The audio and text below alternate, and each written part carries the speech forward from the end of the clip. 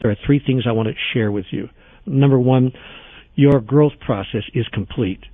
Number two, there's nothing going wrong in your life, nor has there ever been. And number three, you're not alone. They are, in fact, what I would call the three biggest secrets that I learned in my conversations with God.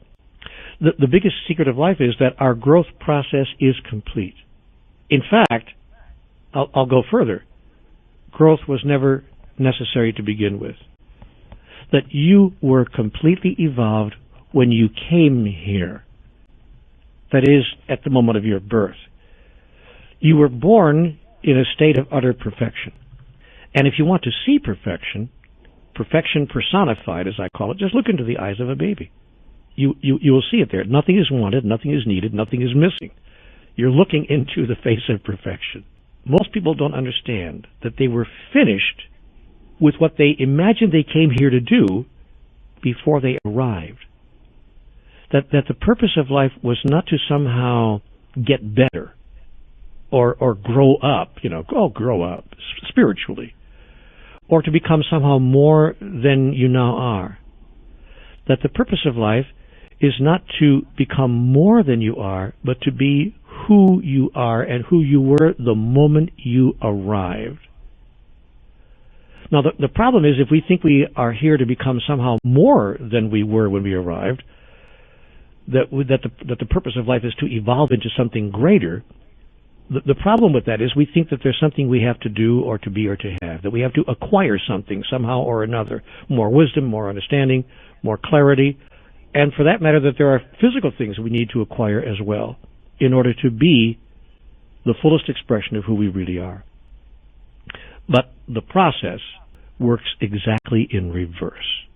In fact, there's nothing for us to be or to do or to have that we are required to be, do, or have in order to express who we really are. The process works precisely in reverse. We are not here to acquire anything, but to give everything. We are not here to acquire, but to give, to demonstrate. Life is about demonstration. It's not about evolution. So we've not come here to somehow get stuff, even to get more wisdom, more clarity, more understanding, none of that. We are here to give and to demonstrate the clarity, the understanding, the awareness, the consciousness that we came in here with. However, the culture teaches us exactly the opposite. The culture into which we were born here on this planet teaches us you know nothing, you got a lot to learn, you got a long way to go, buddy, blah, blah, blah. And furthermore, interestingly enough, some of the religious culture actually teaches us that what we need to learn, what we need to understand is ultimately ungraspable. That is, it's out of our reach. And what I understood then in this flash of insight that I received in my conversations with God is that you are perfect just the way you are right now. Or to put it in simple terms, which is difficult for some people to grasp or to embrace, you are divine. That is, you are my begotten child. Not just my only begotten son, but you are all my begotten sons and daughters in whom I am well pleased. And your job is not to somehow get better or become more than you are now, but simply to demonstrate who you are right now. And why? Why bother demonstrating who you are right now? What's the purpose of that?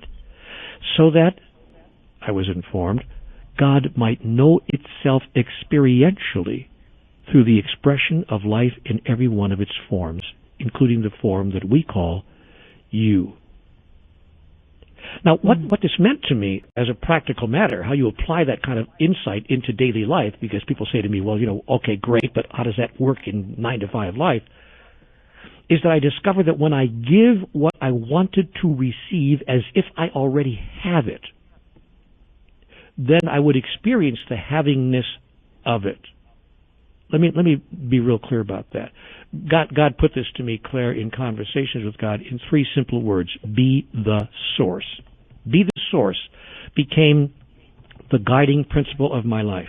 And whenever I found myself wanting anything, gee, I wish I had a little bit more money right now. Gosh, I wish I had a little bit better, smoother going in my relationship. Gosh, I wish my health was a little bit better. Or I wish I had more wisdom, more clarity, more understanding, more awareness. I wish I had more of something or another. Whenever I found myself wishing for more, I would sit down and think, I wonder if there's anybody else around me in my life, friend or stranger, who also wants more of that, who might even imagine themselves to have less of that than I do. And gee, I wonder how that might work.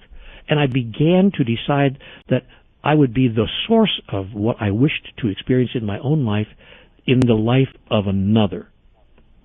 And so I went out and looked for people who imagined that they did not have enough money, and I gave them some of the money that I had, even though, as a practical matter, I was experiencing that I did not have enough money. I just decided to say to myself, what if I had enough? What if what I had right now, it was enough? And what if it was so much, in fact, that I could actually afford to give some of it away? And I began to give away what I thought I had not enough of. I did the same thing in other areas of my life. I wanted more patience, more understanding, more compassion, more partnership, really. And I found other people who wanted more of the same thing. It's not easy, by the way, I mean, it's not difficult, I should say. I'm trying to say it's not difficult to find people like that. It's easy to find them. They're all over the place.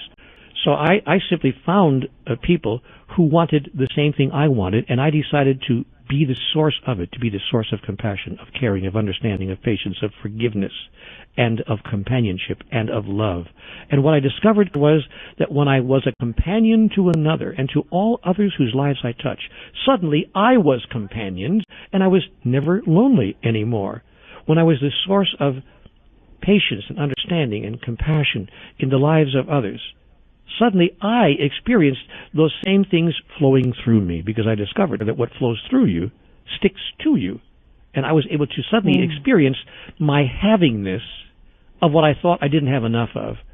And as I began to experience my havingness of it, that experience of havingness, what I call in my cosmology havingness, that experience of having that actually acted as a magnet and drew more of it to me, because my purpose was not to have it all for myself, but to give it away. Now, get this twist. My purpose was not to have it for myself, but to give it away. And when your purpose is to give it away to others, the universe supplies you with an unlimited amount of it, because it knows there are a lot of people out there who are suddenly depending on you to be the source of it.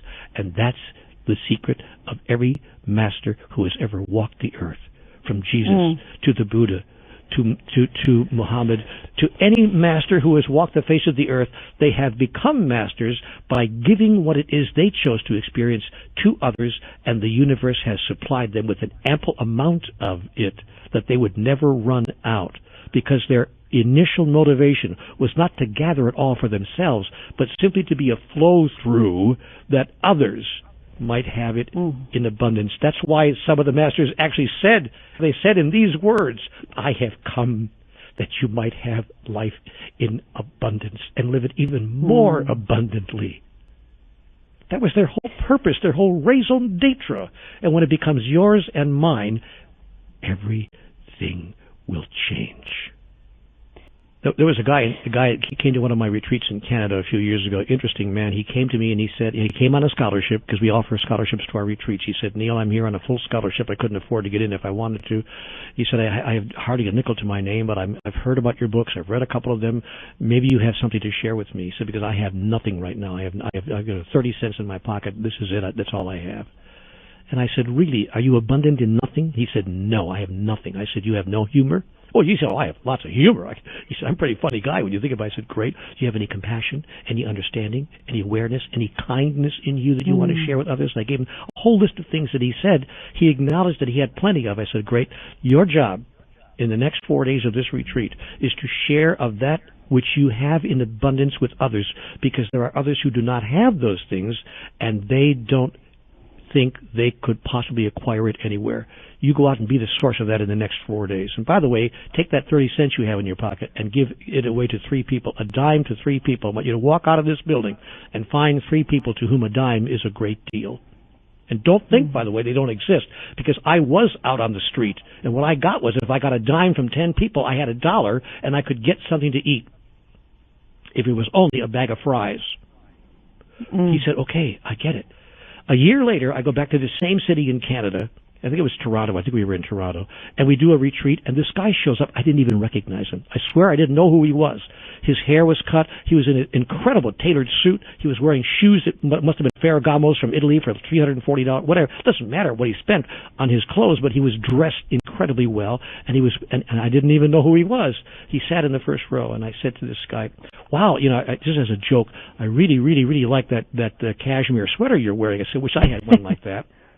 I was just kind of kidding around, getting the room warmed up. And he took the sweater off. He said, I want you to have it. I said, oh, no, I was just kidding. I was just fooling around. He said, no, I want you to have this. You must have this. We look to be about the same size. In fact, we were. He said, please take this. It had to be a $700 at least cashmere sweater. Wow. And I said, why would you give me this? He said, because of what you gave me. Don't you remember me? Look at me. I said, who are you? He said, I'm the guy from last year who had nothing. And then suddenly I went, because I've seen so many people since then, but my mind clicked. I went, oh my golly, what happened to you? He said, I took your advice. He got into he used his humor and his wit and his charm, because he was a naturally charming guy, and he was a very funny guy and a very naturally humorous guy, and he got a job as a salesman. He began selling real estate, then he began selling cars, because he found out selling cars was easier than selling real estate for him. And no one could say no to this guy. At the end of a year, he was, excuse me for being gross about it, but worth a small fortune. And he couldn't stop the goodness of life from falling in on him, because he gave in abundance of what he had, and the universe said, yes, that's what you're doing here. And he got to the same place that I described earlier. He said to me, Neale, I can tell you now, I don't even work for that. I don't even care about it. Here, take this sweater. I want you to have this. It's not about that anymore. And because it's not about those things are falling in on me almost without effort. And he was a walking, living, breathing example of everything that I was sharing. Take a look at ways in which you have already experienced the completion of your evolutionary process. People kind of like, what? I'm not sure what you mean. I say, no, really. I want you to count the ways. Remember the times in your life when you actually expressed yourself at the level of mastery. Has there ever been a time? You know what I've discovered is that most people are trained. They're culturalized to deny that. They get into shucks. This old thing. Kind of like you say to a lady, I love that dress. Oh shucks, this old thing. So we're culturalized to deny it. But when I want to say gently required them. No. I know there was a moment in your life when you said or did something that only a master would say or do. What was it? They could almost all come up with one or two of those things. I say, aha. So that was a case in which you knew who you really were, and you expressed and experienced that. And we began to gather the stories in real time of people who could, in fact, acknowledge and express their mastery. And I said, now that you think that was an unusual thing, that it's something that is not part of your real nature, and that you somehow simply rose to the occasion. But I am telling you that you are rising to the occasion all the time. How do you suppose you've gotten through to this moment right now? You're talking to me now and telling me nothing's going right, things are horrible, I can't take it anymore, yet here you are still at the front lines. That is mastery. And that is evidence of mastery. That is evidence of your mastery. And your willingness to even search for the next answer is evidence of your mastery as well. Now let's just take that evidence and turn it around and allow other people to experience the mastery that you have already demonstrated. And you will see the whole of your life shift virtually overnight. The second statement that just erupted is that everything in life is going perfectly and you think that it's not. And so the secret here is to turn frustration into celebration, because what you resist persists. Yet what you look at through the eyes of your soul disappears. That is, it ceases to have its illusory form. But we don't understand, most people, and I didn't either before my conversations with God, why are things turning up the way they are? It's all very nice to say that everything is perfect, but it sure doesn't feel perfect to me. Unless you know what it is you're trying to do, and unless you deeply understand the process that is required, in order to do it. In that case, you would see the perfection. And that was the second simple statement that Conversations with God gave me. Statement number 1, be the source. Statement number 2, see the perfection. These are 3-word statements that shifted my whole life. Be the source, see the perfection. Well, how could I see the perfection of living on the street for a year, or having no money, or having my relationship fall apart and my family ripped away from me, and my health going downhill? What's perfect about that? Do you mind if I ask? And God would say to me, look, what is happening here is that you are expressing and experiencing the essence of who you really are. And in order to experience the essence, and you're doing that, by the way, God said, as, how can I put this in the vernacular to make it simple, as a favor to me, so to speak. That is, God has created the experience of life itself in physicality as an expression in experience of who and what divinity actually is in its totality. God simply seeks to know itself experientially, and is using what you and I call physical life and everything in it, including us, as the means by which to do that. But here's the great secret that Conversations with God told us. In the absence of that which we are not, that which we are is not. That is, it can't be experienced. It can't be expressed. And God gave me a very simple example so that my mind, because my mind couldn't wrap itself around that. You know, when God said that to me, I said, oh, come on, help me out. I mean, I'm not really very advanced here in my thinking process. Could you make that simple for me? God said, sure. Supposing that you decided that you are the light. Let's use a really simple example. Just say these words to me, Neale. I am the light. I said, okay, I am the light. God said, great. Now, how would you know you are the light if there weren't darkness? If you were like a candle in the sun, you'd be there all right, along with a million cajillion other candles, but you wouldn't know yourself as the light because you are, in fact, amidst a million cajillion other candles. The sun wouldn't be the sun without you, by the way. Nay, it would be the sun without one of its candles, and that would not be the sun at all. But how to know yourself as the light amidst the light. And I said, to God, well, you're God, figure something out. And God said, I already did. I will surround you with darkness. Yet when you are surrounded with darkness, raise not your fist to heaven, and curse the darkness not, but use the darkness, that you might know who you really are. Be a light unto the darkness, that you might express who you really are, and that all those who see you would know who you really are, and by the light of your example, who they really are as well. So I said to God, okay, great example. I like the illustration. I mean, my mind can hear that, but how does that work on day-to-day, on-the-ground life? How do I deal with the so-called darkness that's being foisted upon me, that I encounter every day in my life, to say nothing about the world around me? God said, there's a real simple trick here, Neale. It's called gratitude. Gratitude is the attitude. Your job is to be grateful for, that is, to be thankful for, every condition and circumstance of life, no matter how imperfect you imagine that it is, because in fact it is perfectly designed, perfectly created, and has been called forth by you and all those around you in a collaborative effort in a perfect way to present the perfect opportunity for you to perfectly express perfection itself in you, through you, as you. So if you wish to express yourself as kindness, or compassion, or caring, or patience, or understanding, or love, or forgiveness, would you not need conditions and circumstances within which you could become kind, caring, compassionate, loving, and forgiving? Would you not need something to forgive in order to experience yourself as forgiving? Well, yes, I would, God, yes, but does it have to be so much? God said, depends on how much of a master you want to be.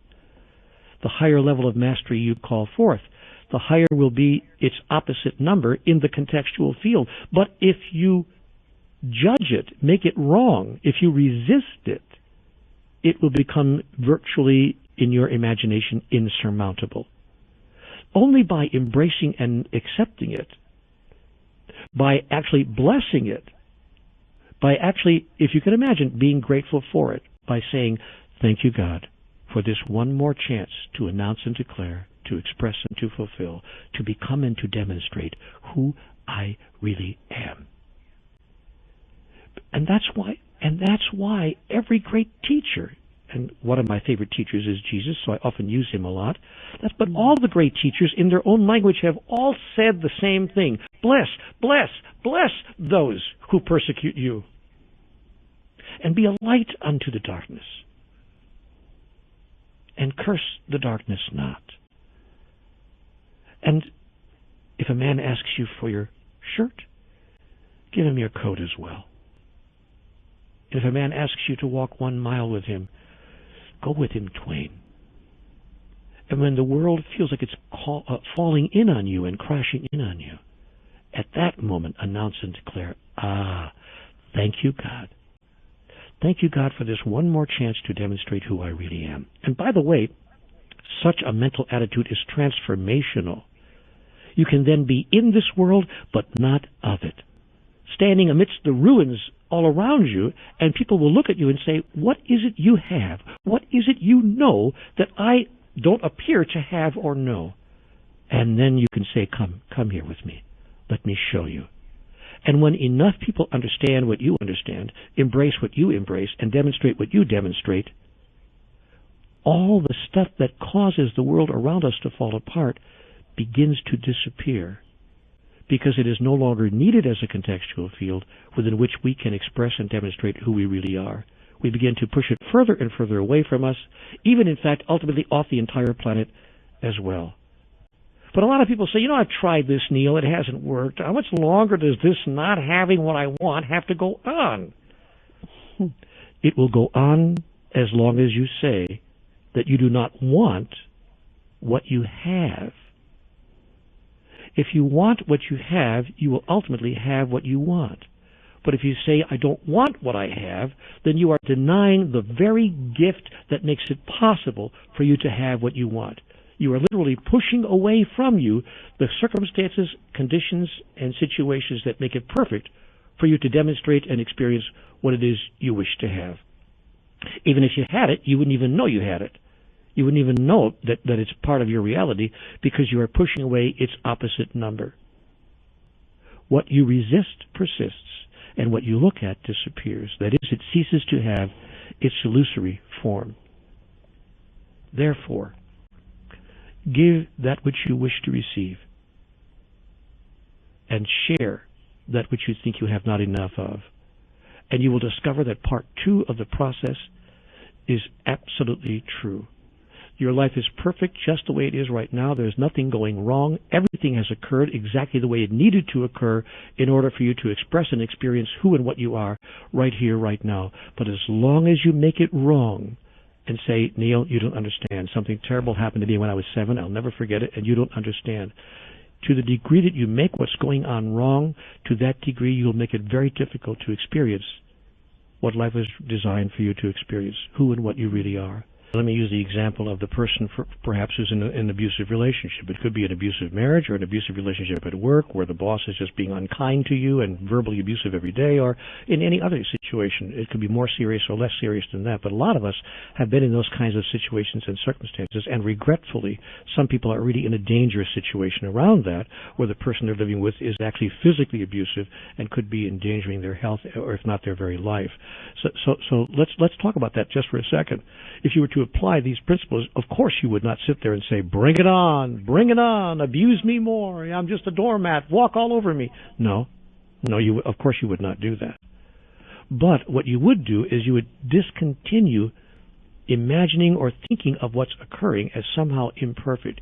You would in fact say to yourself, I see. This is occurring perfectly in my life right now, that I might announce and declare, express and fulfill, become and demonstrate who I really am. And part of who I really am is not only a person who forgives others when they have forgotten who they really are, but also one who loves the self. That I choose now to demonstrate my love of self And this situation has been perfectly co-created by the lot of us to allow me to demonstrate my love of self. So now I can finally answer the question, what would love do now? Love for myself, and indeed love for the other. I know that these behaviors that you're demonstrating are not new to this particular experience of you and I. I get that. This is your deepest understanding of the only way to be and to survive in the world. I'm going to love you out of that. I'm not going to make you wrong for your behaviors because I understand them. I get that the sins of the father have been visited upon the sons, even unto the seventh generation. I get that you are deeply mired in the illusions of life that drive the engine of your experience. I get that. And so I don't even have to forgive you for the abuse that you have placed in the space of our experience. But I will tell you that I will no longer receive and accept that level of abuse from you. I will love myself enough to remove myself from the space of that abuse, and I will love you enough to tell you that you're demonstrating yourself in this particular way is not the highest and most glorious aspect of who you are. And in living in that way, when we give ourselves the strength and the courage to remove ourselves from situations such as that, we sometimes discover that the worst thing that ever happened to us turns out to be one of the best things that ever happened.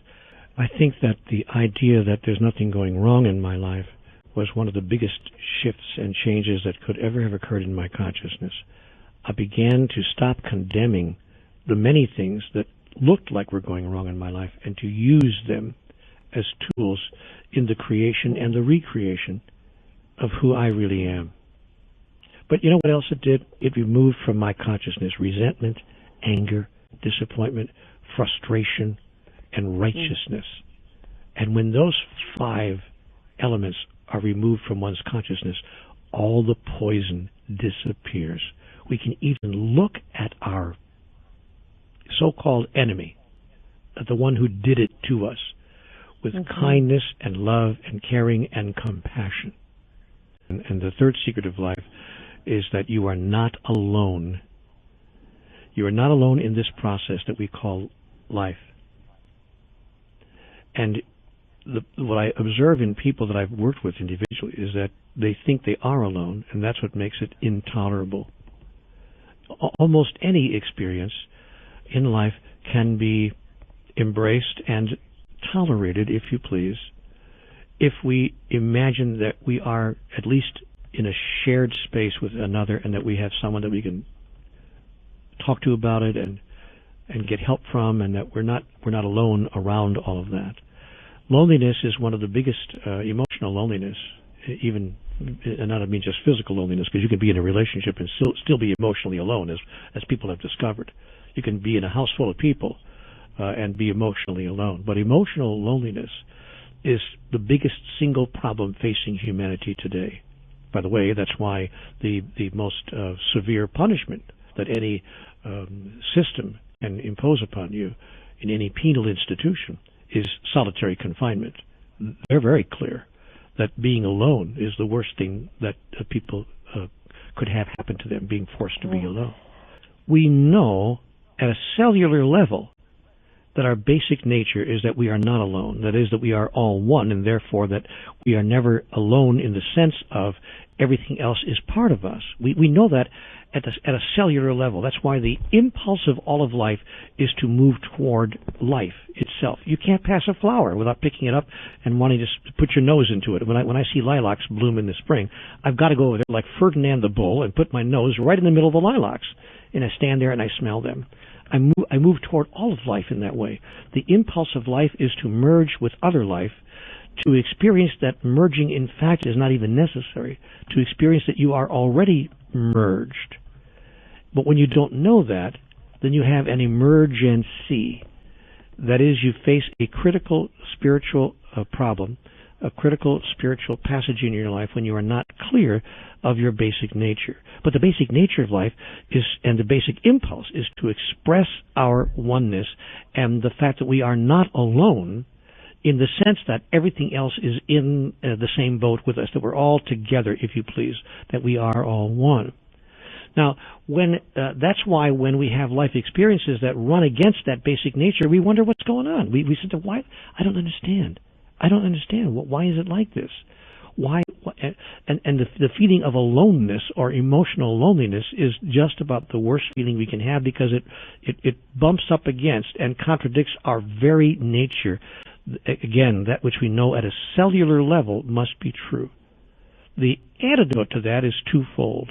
One, to hold as truth that we are never alone.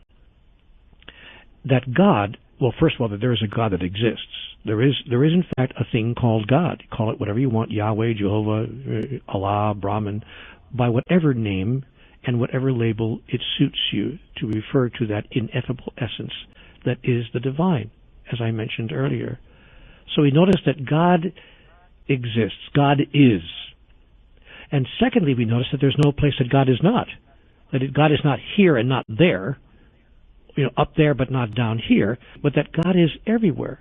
We notice that God is everywhere all the time, and that God will show up in your life in surprising ways and in unlimited numbers of forms. That is, that there's no limit to the forms that divinity will take to demonstrate itself to you if you are unable to demonstrate God's self as you, in you. And life will continue to inform life about life through the process of life itself. And God will continue to demonstrate God through the process of being God itself. For instance, wouldn't it be interesting if that what's happening right now, if the fact that people are listening to this message right now is God's way of saying, could I be more obvious? Could I be more direct with you? Who do you think set this up this way? And what are you doing sitting here listening to this right now?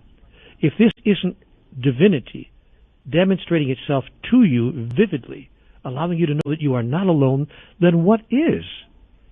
So for me, the awareness that divinity is with me, part of me, in me, as me, and surrounds me, all around me, has allowed me to not feel alone. I can go to sleep at night and I have actual conversations. I sit down and say, hey, God, nice to have a quiet time with you. Glad you're here again. And God says to me, by the way, a wonderful statement in Conversations with God. You might recall this statement, I have sent you nothing but angels. This gets back to point number 2, when we want to make the other person the villain in our story. But not only the villain, but the heroes as well in our story are all aspects of divinity demonstrating itself to us. I have sent you nothing but angels has been an extraordinary insight and awareness that I have brought into my life. But the biggest insight and awareness is that God itself, in its highest and grandest form, is always with me and never apart from me, and that I can talk to and communicate and access and become aware of and receive assistance from that aspect of the overall ultimate reality at any time that I wish. Now here's what happens. If we are conscious of the fact that God is always with us, God's revealing of itself to us will become more obvious to us. That is, you'll start seeing God's messages everywhere. Honestly, you'll be driving down the road, it'll be on the billboard, on the sign on the highway, or the chance utterance of a friend on the street, or the lyrics of the next song you hear on the radio, and you'll slap your forehead with the palm of your hand and go, oh my goodness, there it is again. The fastest way to experience that you are not alone in your life and that God is present always in your life is to be the source of that experience in the life of another. Someone else is looking for God. Someone else is looking for companionship, for help, for understanding in their life right now. Indeed, someone else is begging for it. But so long as you imagine your life is all about you, you've got to solve your problems first before you can solve it anywhere else, you will have missed the fundamental essence of this message and the primary purpose of life itself. However, if you decide that your job in the next 24 hours, to say nothing of the next 24 years, is to be the source of God's presence in the life of another, you will experience God's presence in your own life. Immediately and automatically. It cannot be any other way. You begin to deal with the challenging moments of your own life in an entirely different way. And you begin to find an inner serenity that you really did not know was possible.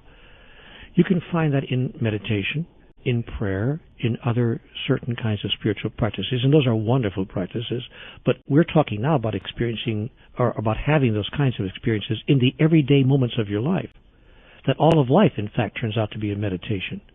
All of life turns out to be a prayer. And we begin to experience that when we embrace the ever-present notion of God's eternal guidance, wisdom, understanding, clarity, and oneness, that God's eternal oneness with us. But the true reward comes in flipping the axis of our life. If God said something of prime importance to me in conversations with God, and she did, it was this. It was when she said to me, Neale, your life has nothing to do with you. I get that you think that it does, but in fact it doesn't. You're done. You're complete. Everything is over, finished. You don't have to evolve. You don't have to grow. Neale, your life has nothing to do with you. It has to do with everyone whose life you touch. And that doesn't mean be self-effacing and self-sacrificing and do nothing for yourself. Quite to the contrary. Everything you do, you will do for yourself because there's no one else to do it for. However, it means that how you act on your own behalf will be demonstrated in such a way that everyone whose life you touch will be given back to themselves. They will see by the light of your example who they really are. Therefore, in fact, step into the world, knowing that not only is God with you always, but that God is with everyone else as well through you. Dare you to say it. Dare you, double dare you. God has arrived in your life this minute because I am here. All God does is remind itself of itself by being itself. Did you hear that? I said all that God does is remind itself of itself by being itself. So you go around and remind all the other aspects of divinity of who they really are by demonstrating who you really are. Let your life so shine before men that they will see who you really are and see themselves in the light of your example. Or as someone put it once before, vividly, I have come that you may have life and that you may have it more abundantly. That's why Beautiful. I am here. And so it turns out, Claire, after all, that life is not about get the guy, get the girl, get the car, get the job, get the house, get the office in the corner, get the kids, get the grandkids, get the promotion, get the bigger house, get the bigger car, get the gray hair, get the retirement watch, get the sickness, and get the hell out. There's more going on in the process of life. In fact, all that I've just said has nothing to do with it. And yet all those wonderful things can be experienced by us, through us, as us. The things we want in our life, relationship, right livelihood, an experience of full expression, creativity, dynamism, wonderfulness, joy, family, all the things we yearn for will come to us without effort when we apply these three secrets.